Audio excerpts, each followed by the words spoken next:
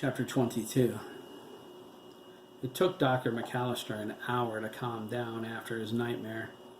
He composed himself, but remained in bed until late afternoon. He lay on his side listening to classical music on the clock radio. At 4 o'clock, he sat up in bed and stared out the window. Snow, he thought. He watched the tiny flakes, frozen white crystalline perfection. His thoughts raced. Lord, there are billions of them. We might miss midnight mass tomorrow night.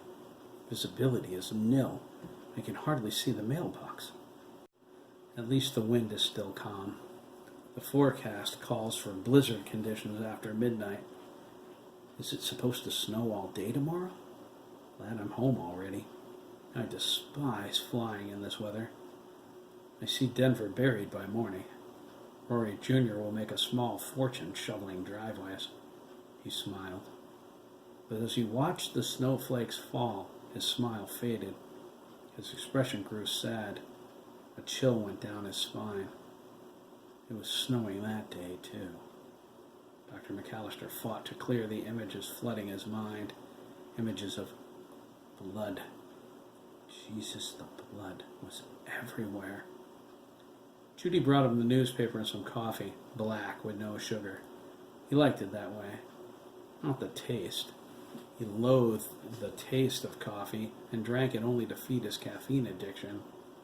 He drank it black because it was plain, boring, no excitement, exactly how he wanted his home life, ordinary, average. It kept him focused when he was with his family. When he was here, he didn't have to think about the complex. Dr. McAllister gave so much of his life to that place, he vowed it would not intrude upon him at home. But you asked for that, didn't you, Doctor? Perhaps I did, he answered, lighting his pipe. What business is it of yours? Talking to yourself, McAllister? You're going over the edge, aren't you? Oh, go away. He glanced at the back page of the paper, folded it, and set it aside. The sports section held no interest for him. None of it did. He only subscribed to it because it seemed the homey, neighborly thing to do. The paper boy was quite a salesman, too. That was the clincher. But he didn't read it. Judy was the one with her nose in it every morning, and in the TV news every night. Dr. McAllister cared little for current events. What he didn't know about the world couldn't hurt him. He lived for the day someone would create an all-good news program that wasn't run by televangelists. Perhaps then he would watch television. He was very involved in the community during the short period after the catastrophe that cost Dr. Suarez his life. Dr. McAllister enjoyed the spotlight. He reveled in the distraction from his gnawing guilt. He was hailed as an authority on software design and creation once he stepped into the open with some of his ideas. He believed the complex finished, his work over. Microsoft offered him a 7-figure salary. He would have accepted had they not frowned upon the direction of his research, linking computer technology directly to the human brain. Dr. McAllister might have stayed in the private sector if only one company shared his vision. False morality blinded them. They called him immoral for suggesting such a thing. It was okay to theorize about, but a practical application involving a real person? They invariably asked, with who is the test subject, Doctor? Dr. McAllister replied, why not grow our own? Brilliant idea, eh, Dr. Mengele? And I said, shut up. The concept was simple, he thought. Why not pursue it? It's for the betterment of humanity. Why can't they see that? He answered himself. Oh, they saw it all right, and thousands of my colleagues had visions of Nazi Germany. Lord, are there ghosts never to rest? Is every scientist with a new concept destined to be labeled a Nazi for suggesting a human being could be used to advance scientific research for the common good? Yet we are murdering thousands of unborn babies every year. The hypocrisy is astounding. That thought turned his stomach every time Dr. McAllister looked into Rory Jr.'s beautiful blue eyes. Even animal experimentation is in danger of compromise, he thought, disgusted. Animal rights groups are strangling the industry, and yet some of them kill more animals a year than any scientist. As if you're a paragon of morality, his Catholic guilt snapped. How singularly self-righteous. Let's talk about Derek, shall we? Or Thomas. Let's not. As it turned out, he didn't need the private sector. Dr. McAllister only sought that route when he believed the complex was finished. It was the first and last time he ever underestimated Dr. Carolyn Meyer Brandis. He should have known. While he was on the lecture circuit, being condemned as Hitler II, Dr. Meyer Brandis was in Washington. After the complete failure of their first project, he didn't understand the point. There was no way the agency would refinance the complex to start over from scratch. Besides, what were they going to do without Dr. Suarez? Where were they going to find another bionic technologist of his caliber? When Dr. McAllister received the summons to return to the complex, he learned just how powerful Dr. Meyer Brandis was. Yes, the goddess. Do you think she'll ever have reason to kill you the way she blew her husband's brains out? Dr. McAllister snorted, opening the paper. He snapped at it, straightening the pages. That was different, he replied, to his mental voice. His tone suggested aggravation. Carlton Brandis asked for it.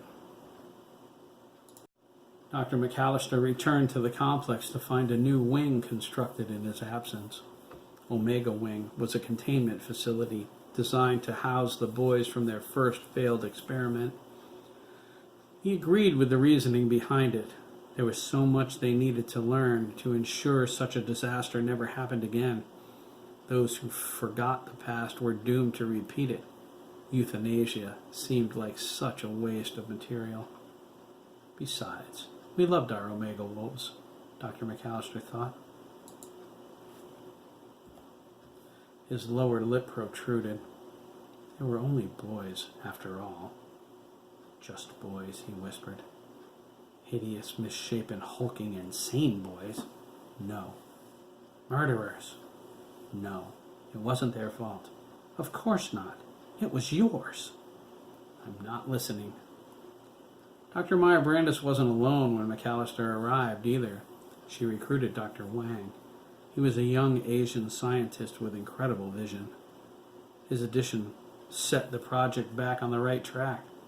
Dr. McAllister didn't know how she accomplished so much, but he would find out. Fully refunded, a new staff, military security, he was astounded. And all she had to do was put a bullet in her husband's brain. Dr. McAllister's annoyed sigh was long and loud, but yes, that was it. Carlton Brandis did what few unfortunates had, and he paid the same price. He didn't comprehend the reach of the agency or the power of Tom Granger. During her time in Washington, D.C., Dr. Meyer Brandis discovered Tom's dedication to their project hadn't changed, despite such a significant setback. He had trouble with the lapses in security. They couldn't handle the meltdown, and that annoyed him. If Dr. Meyer Brandis agreed to his staff additions, which included Dr. Helen Wainwright, to everyone's dismay, he would give them whatever they needed to rebuild. There was also the tiny matter of Carlton Brandis. Yes, there was that. Honey, Judy called from the bottom of the stairs. Yes, dear, Dr. McAllister replied, puffing on his pipe. Could you come down here for a second, she asked, concerned. Rory's having trouble with the computer. Well, what's it doing? He wasn't in the mood for computer support. He wondered why Rory Jr. was having any trouble in the first place. His son learned about computers from him since he was old enough to reach the keyboard. He was a brilliant boy, destined to outshine his father completely.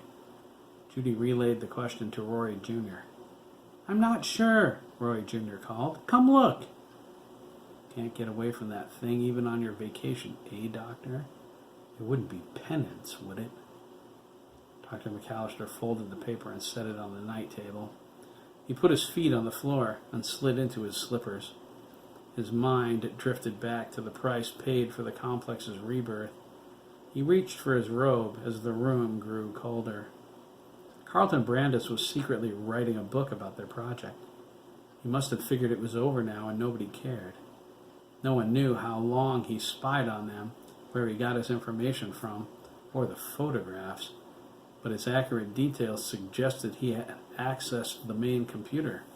They never figured it out, but he knew everything. More's the pity for him. Quite, Dr. McAllister said, leaving the bedroom. Dr. Meyer Brandis lived in Denver then. She didn't stay at the complex overnight. She never brought Carlton there. The computer at home was secure. The mystery, how he knew so much, frustrated her. She never told him anything. She would never compromise their security. The publisher Carlton pitched the idea to, a patriot, thought it was treasonous to betray the government and reported him to a senator on the National Security Council, Frida Chang, Agent Michael Chang's mother. Tom found out about it from her. Dr. Meyer Brandis flew back from Washington the night Tom told her. She was kissing Carlton in the living room of their house when she pressed her gun to his temple. And bang, that was all he wrote. Ha ha. Dr. McAllister sauntered down the steps to the living room. The Christmas tree silently flashed in the corner. It was a natural tree, trimmed in red and gold. The scent of pine was fresh. Presents were stacked knee-deep. He loved this holiday. There was such a feeling of peace and renewal. It brought back many happy memories from his childhood. Dr. McAllister came from a large Irish Roman Catholic family. He was the fourth of 4 children. His parents were gone, but his sisters still lived in Connecticut, married, with a brood of children and grandchildren. They called Rory a late bloomer. He was 40 when he met Judy. She was 22, a student at NYU, where he spoke during his hiatus from the complex. She was 23 when they married. Rory Jr. was born a year later. Christmas was a wonderful time. Rory Jr. was an altar boy, just like he was in his youth. The McAllister family came together in reunion every 3rd year at Christmas. It was the time of the year he thought God could forgive even his sins. Dr. McAllister stepped into his study. His inner voice, that unrelenting Catholic guilt, sneered at him. "What's this?" "Dad?" Rory Jr. asked, pointing at the computer's monitor. "What's Wolf Boy 1 mean?" "It looks like God's not quite finished with you yet." The color ran out of McAllister's cheeks as the guilt voice cackled in his mind. He sprinted to his desk and stood over his 13-year-old son, his eyes locked on the monitor. His hands shook. His voice wavered as he spoke. What happened?" Dr. McAllister asked. He grit his teeth to keep them from chattering. "Oh, God. Oh, no." "I don't know," Rory Jr. replied, shrugging his shoulders. "Answer me," Dr. McAllister yelled into his son's face. "What did you do?" "Jesus Christ, honey," Judy gasped. She pushed on the chair, wheeling stunned Rory Jr. away from the desk. "Calm down," she cried. "What's gotten into you?" She was frightened. Her husband never lost his cool. "Look," Dr. McAllister snapped, jabbing his finger at the monitor. "Do you know what this is?" "We won't know until you tell us," Rory Jr. cried. "Honey?" Judy asked. "What is it?" Dr. McAllister looked at the screen with an expression of shock. "My God, Judy," he whispered. "It's Oliver. He's accessed Oliver." "What?" Judy cried. She spun Rory Jr. around. "What did you do?" "I didn't." Dr. McAllister interrupted. "Wait!" he exclaimed, pointing at the screen. "It's not Rory. Look!" Judy stepped over her stunned son's legs to the computer. Rory Jr. backed further away, wiping a tear from his eye. He couldn't remember seeing his father so flustered, or yelling at him either. Who the heck is Oliver, he wondered. He sniffled. What does it mean? Judy asked. Flashing in the bottom right corner of the monitor was a string of words. Wolfboy 1 is online. Automatic continuous operation mode, time delay, sanction protocol enabled. He's running a pre-programmed sanction protocol, Dr. McAllister replied. He reached over for the microphone at the edge of the desk. He loaded the vocal interaction program from the file menu. Anytime Oliver's running on remote, the system ties into my home terminal by default if I'm not at the complex. I designed it that way for security, so I could monitor him without having to go there. He positioned the microphone. Any communication outside ops requires voice print identification. How can this be happening? Judy wondered. I don't know, Dr. McAllister replied. Carolyn would never authorize such a thing without notifying me first. I didn't do anything, Roy Jr. whined, inching over to them. He pouted, his lower lip protruding. His light brown hair, the same color as his mother's, was neatly combed. His long bangs hung down, circling his face. The sides and back of his head were shaved in a fade. He looked at the monitor, confused. The image in the center of the screen was the same.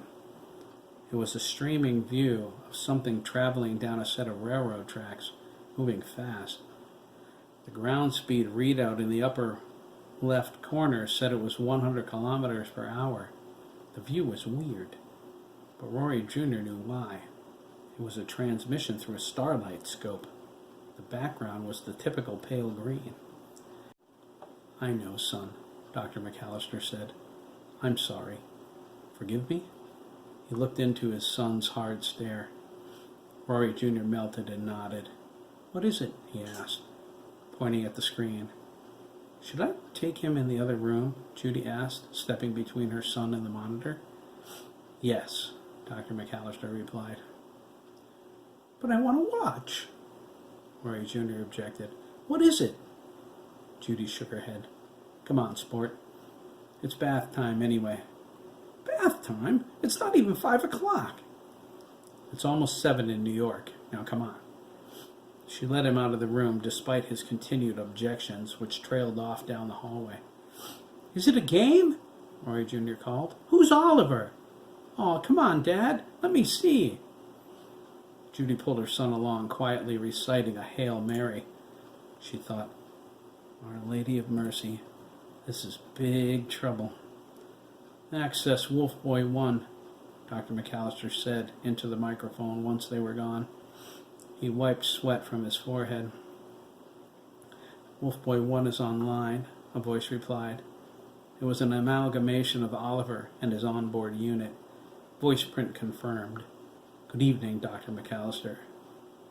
The voice was undeniably authentic. Dr. McAllister would recognize that toneless bark mixed with Oliver's sweet tones anywhere. It boomed throughout his entire house. Who's Wolfboy 1? Rory Jr. called from upstairs. Thank God, Dr. McAllister gasped, pulling his chair up and ignoring his son. He sat down. Upstairs, he heard Judy ushering Rory Jr. into the bathroom. Status, he asked, reaching over with his foot and kicking the study's door closed. Sanction protocol is running, Wolfboy 1 replied. ACOM enabled. Starlight vision enabled. Full wolf mode enabled. Claw extension to maximum. Canine extension to maximum. Epidural insulation enabled. Stealth hunt mode enabled. Ground speed at 100 kph maximum. ETA to target 1 hour 15 minutes 37 seconds. Define target, Dr. McAllister ordered, suddenly very afraid. He thought, what's going on here? Unable to comply, Wolfboy 1 informed him. That information is classified. Override, he snapped. McAllister 664667.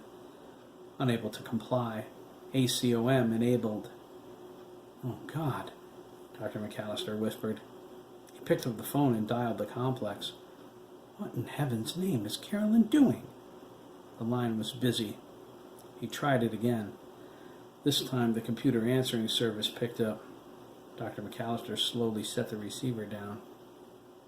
There was no way to find out what was going on without the phone. Oliver's automatic continuous operations mode was enabled.